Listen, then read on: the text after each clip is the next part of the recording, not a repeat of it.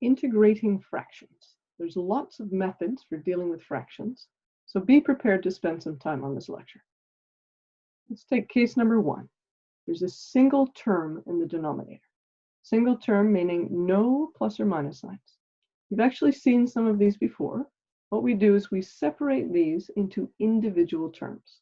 So we're going to put the 7x to the 4 over 2x, 3x squared over 2x, and 6 over 2x. So separating these three into individual terms. Clean this up. X to the 4 divided by x is x cubed. X squared divided by x is x. 6 over 2 can reduce to 3. Now everything is in the form number x exponent. Raise the exponent and divide by it. Number x exponent. Raise the exponent and divide by it. And this one, if you try that method, this is x to the negative 1. If you raise the exponent, 0, divide by 0, that tells you that method doesn't work for this one. So I'm hoping you're learning to recognize that as the ln of the absolute value of x. And the 3 just gets multiplied by the antiderivative.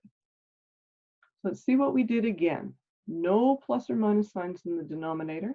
That means you separate them into individual terms, dividing the 2x into each one, cleaning it up, taking the antiderivative, and then making this look a little bit nicer. So 7 over 8x to the 4, 3 over 4x squared, 3 ln x plus c. Case 2, a single expression in the denominator. Now we see 1 plus or minus sign. In this situation, you're going to check the exponent on the top and compare it to 1 on the bottom. If the 1 on the top is bigger than or equal to the 1 on the bottom, divide the denominator into the numerator. When we talk about dividing, we mean doing the backwards box. So the denominator is x plus 1.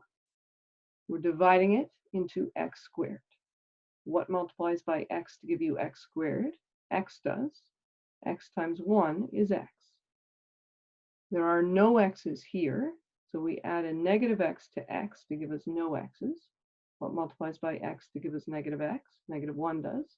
Negative 1 times 1 is negative 1. Now we look up here and we see there's no number. That means we need a 1 to balance that out. Everything down here equals what's in the numerator. So x squared, no x's, no number. So when we divided, it went in evenly x minus 1 times, and there was a remainder plus 1. So this integral can be written as x minus 1, that's how many times it went in evenly, plus a remainder of 1 over the original denominator. So went in evenly x minus 1 times, evenly meaning no denominator, remainder of 1, meaning we have 1 that remains over the original denominator. If you're unsure of how this works, get a common denominator for those two and you'll find out you get exactly what we started with. Now in terms of integration, number x exponent, raise the power and divide by it. Number x to the 0, raise the power and divide by it. This one, again, I'm hoping you recognize that as a ln. Anytime you have x to the power 1 in the bottom, that's the ln of the absolute value of the denominator. So the ln of x plus 1 plus c. Let's just take a quick look. Single expression, 1 plus or minus sign. Backwards box, goes in evenly this many times. That's your remainder, and then do the integral. Case number 3, more than one expression. So more than 1 plus or minus sign. In this situation, we use a method called partial fractions. With partial fractions, we're going to write this as some number over x plus 1 and some number over x plus 2, x minus 2. How to find those numbers? We know that the x plus 3 over x plus 1 times x minus 2 can be written as some number over x plus 1 and some number over x minus 2. So we're going to work with this. We like eliminating denominators. We'll multiply everything by that denominator of x plus 1, x minus 2. Everything gets multiplied by it. When we do that, these will eliminate, leaving us with x plus 3. Those x plus 1s will cancel each other out, leaving us with a times x minus 2. The x minus 2s cancel each other out, leaving us with b times x plus 1. So what did we do again? We said more than one expression. We're going to use partial fractions, meaning one number over the first part of the denominator, one number over the second. To find the numbers, we take this expression and say it's equal to that one, clean out the denominators, and get something much more simple to work with. Now, here's something really fun. What if you were to let x equal 2? So all the x's are going to be replaced with the number 2.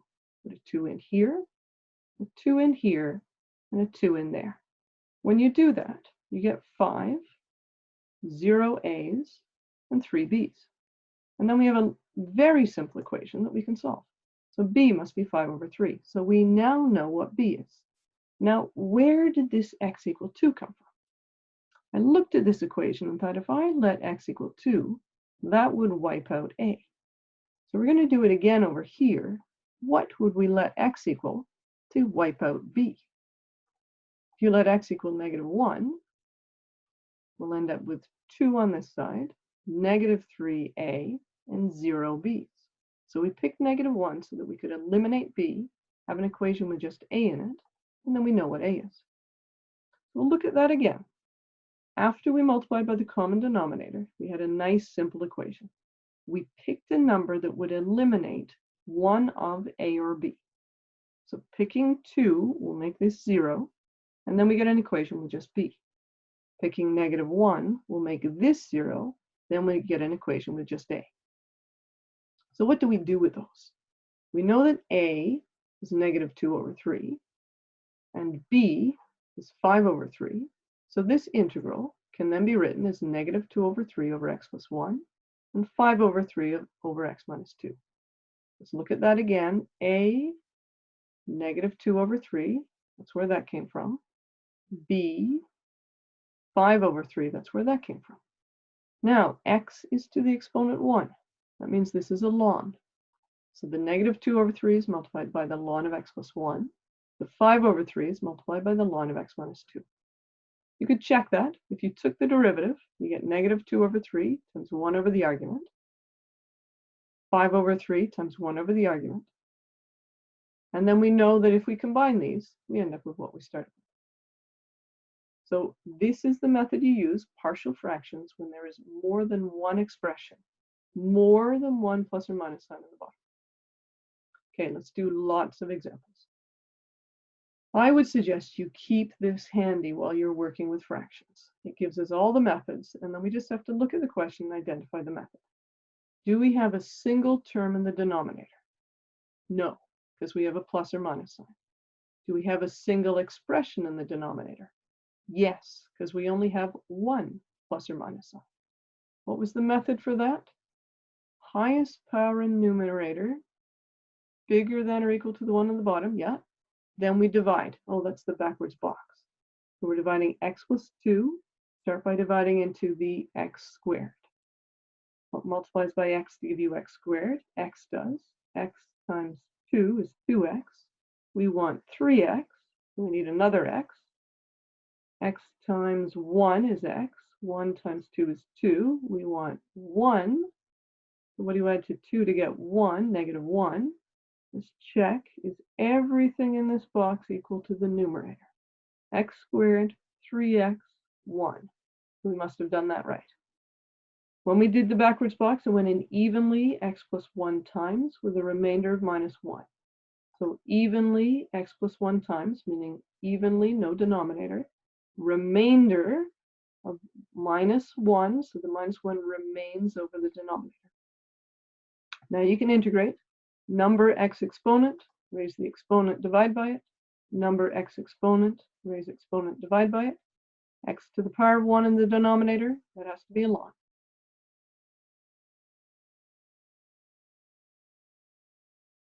Let's try another one. Single term in denominator? Definitely not. Single expression. You have to be a little bit careful. You might say, there's only one negative sign, but you have to recognize that x squared minus 4 can be written as x plus 2 times x minus 2. So there's actually 2 terms in the denominator.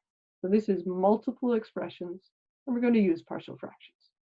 Partial fractions, again, if you think of x squared minus 4 as x plus 2 times x minus 2, is written as a number over the first part of the denominator and a number over the second. How to find those numbers?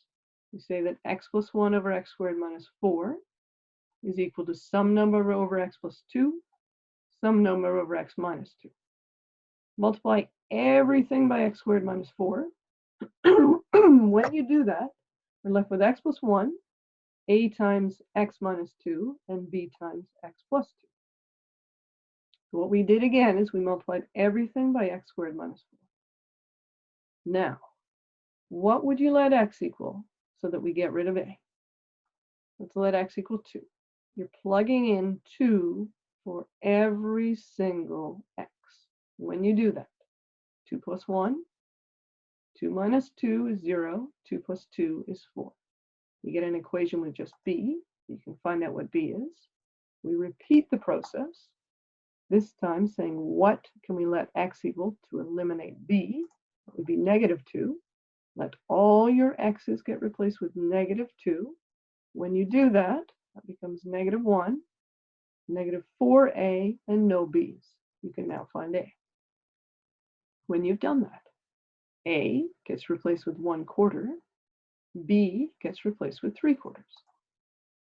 So the integral now, 1/4 over x plus 2, 3/4 over x minus 2.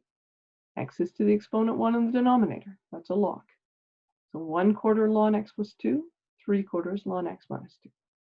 Again, if you're in doubt, take the derivative.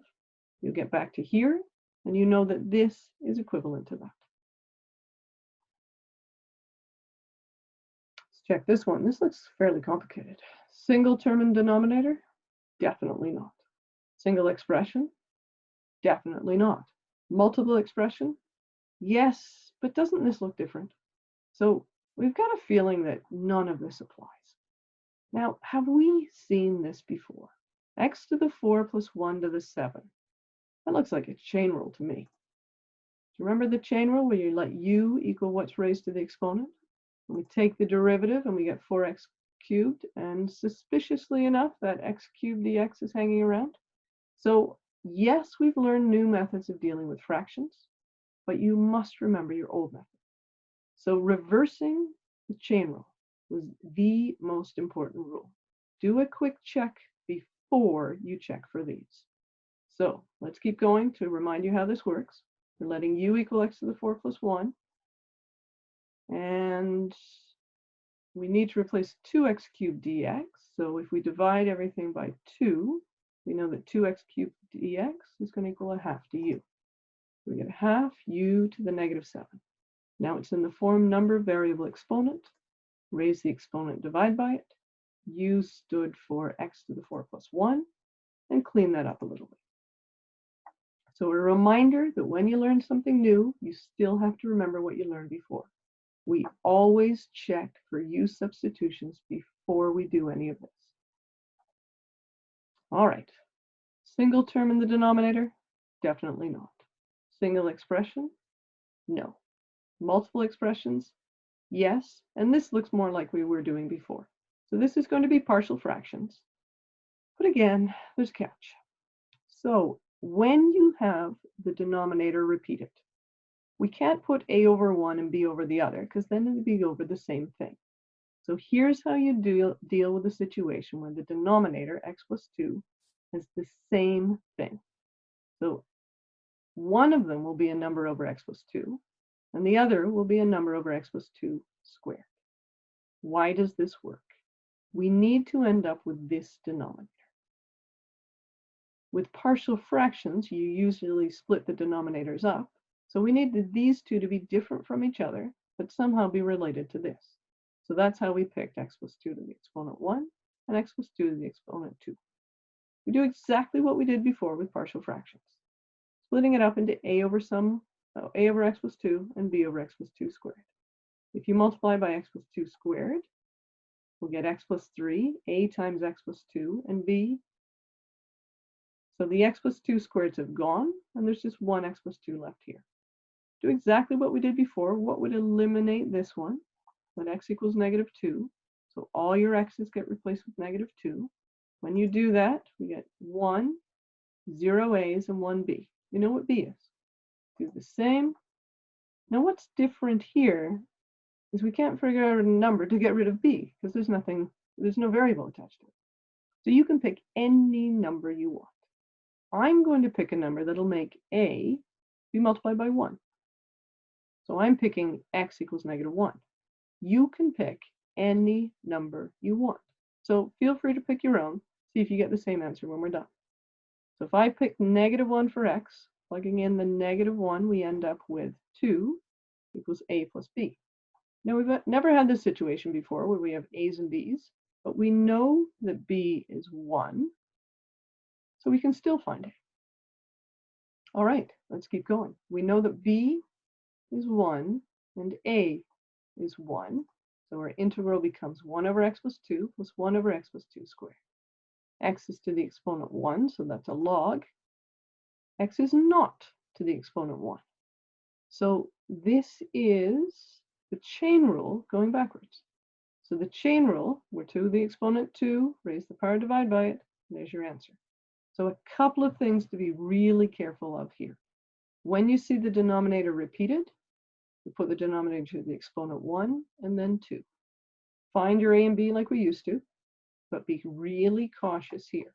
When you're integrating 1 over x to the exponent 1 in some number, that's a log, but not when it's exponent 2. So be cautious. And then we clean this one up. Instead of x plus 2 to the -1, we prefer to write that in the denominator. We tend to put the negative in the top instead. Okay, one last one. Single term in the denominator. Yes. Oh, good. We get one of those. We're going to simplify each term. So simplifying each term, we're dividing 2x into each one. Cleaning that up, x squared over x is just x. X over x is just 1. You might want to think of this as 1/2 times 1 over x. Why are we doing that? I'm really hoping you're recognizing that 1 over x. This one, number x exponent, raise the exponent, divide by it. Number x exponent, raise the exponent, divide by it. And then this 1/2 ln absolute value of x. Clean it up, and that's it.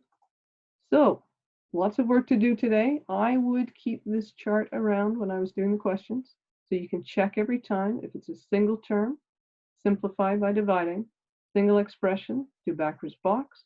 Multiple expression, generally exponent 2, use partial fractions, and watch out for the occasional chain rule.